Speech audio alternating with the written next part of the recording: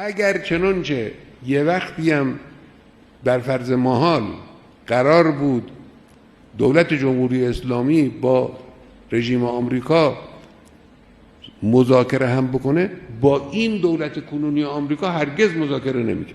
همه بدونن، هم سیاستمدارای ما، دیپلمات‌های ما، هم جوانهای پرانگیزه ما، هم دانشجویان رشته‌های سیاسی ما، هم فعالان میدان سیاست، همه بدونن مذاکره با رژیم زورگو و پرتوقعی مثل آمریکا وسیله‌ای برای رفع دشمنی نیست.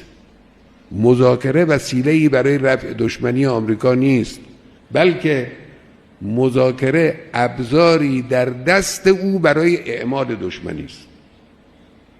ببینید این یک فرمول قطعی است، هم تجربه های ما اون رو تایید میکنه، هم ملاحظات گوناگون سیاسی اون رو تأکید میکنه. بعضی میگن آقا مذاکره کنیم دشمنی کم بشه. نه، مذاکره دشمنی رو کم نمیکنه. مذاکره یک وسیله‌ای به او میده تا اعمال دشمنی بیشتری بکنه. لذاست که مذاکره نمی‌کنیم.